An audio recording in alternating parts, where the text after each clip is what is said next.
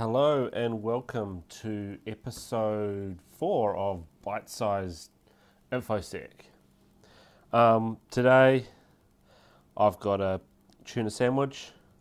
It's one of those sort of flavoured tunas with, I think it's sweet chilli.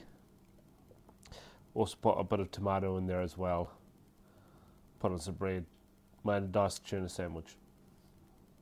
Right, today what we're going to be talking about on Bite Size InfoSec isn't necessarily a InfoSec security topic. It's the GPS issue some planes had the other weekend in the US predominantly.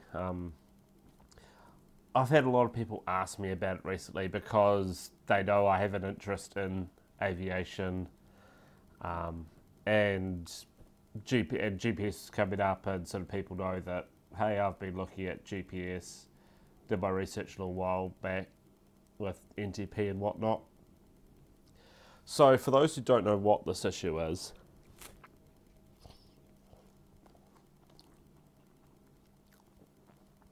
so the other weekend, the 8th and 9th of June 2019, US time, there's a whole bunch of planes that weren't allowed to fly. At the start, there was a lot of to and fro about what it was. Still not 100% sure what I'm going to be talking about today is actually going to be the final answer that encompasses everything of what sort of went wrong. But today is sort of the summation of what I can gather so far. It affected the Collins Aerospace GPS 4000 receivers. These are receivers that have been fitted to a range of aircraft.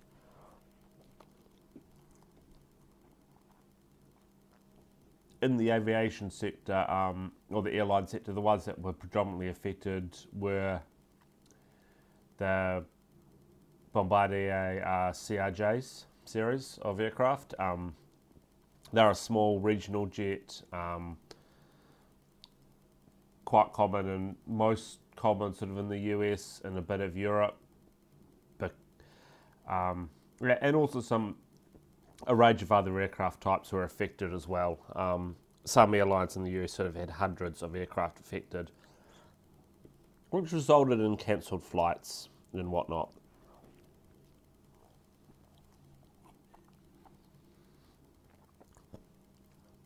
So what happened? From what I can gather currently, on the 9th of June at 0 Zulu time, 0 UTC, the GPS network of satellites was pushed new LMAC update.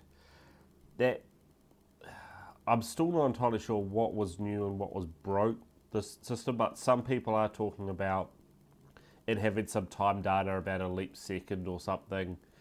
Not entirely sure why they were talking about the leap seconds, because there is no leap second planned for the end of June 2019, and I don't believe there was one at the start of the year either, on the 1st of Jan or 31st of December. So I'm not entirely sure why there was all this talk about the leap second update. But whatever happens, this new LMAC update, it was pushed, and the Collins Aerospace receivers did not like the update.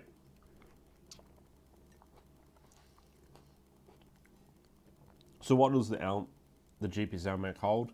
It holds all the data that the GPS receivers require for the calculation of location. So the main body of what's in LMAC is the locations of the satellites at a particular time. So from that, they can do the GPS receiver can do the calculations and figure out where the GPS receiver is. LMAC also includes other things like the time data, the date data, sort of how to do leap seconds, what the current difference between atomic time is and UTC is, because technically, I believe, from what I can remember, UTC does have leap seconds applied, while GPS time or satellite time does not have leap seconds applied, so they do actually differ by a number of seconds.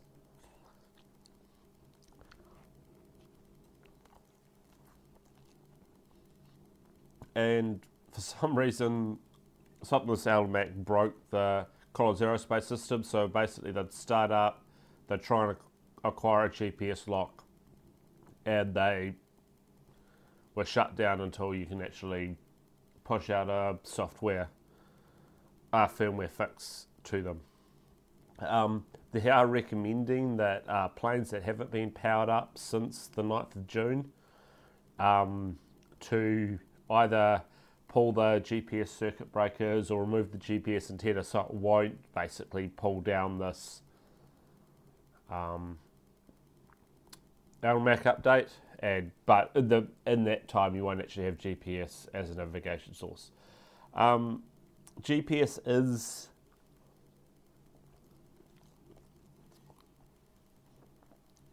required somewhat in aviation for navigation. It's not the sole method. ADSB, which is the system that broadcasts plane location, does use GPS as the location predominantly. You can use other locations, and they get flagged with a different sort of truss type. That is such they can't be used in some aerospace. Like in this case, with the planes that were degraded, the FAA, the Federal Aviation Authority, the US sort of aviation regulator, said that the planes that were having these issues could fly flights at less than 28,000 feet.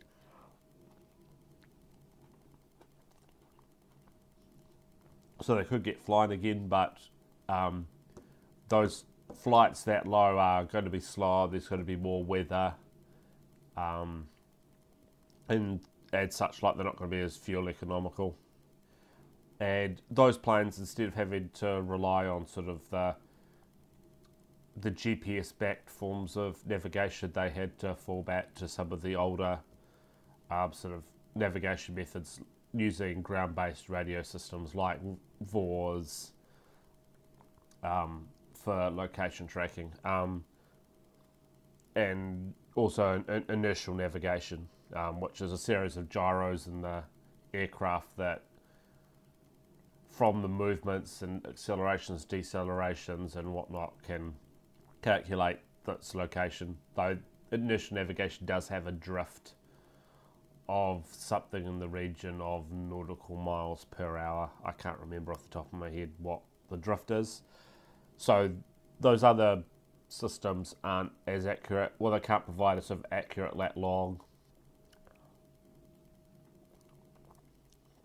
for the ADSB system, so they weren't allowed to fly above 28,000 feet, where all the aircraft were required to have fully functional ADSB.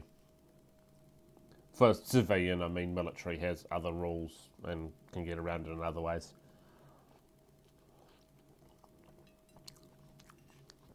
So, yeah, that's sort of my understanding of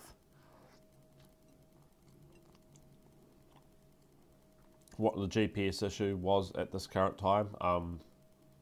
I suspect it being aviation, there will be some more post-mortem, some more detailed reports and investigations as to why will come out in the future, basically so it doesn't happen again. Because aviation's quite good at, if something happens, really trying to make sure it doesn't happen again. They do try to put changes in place so things don't happen again.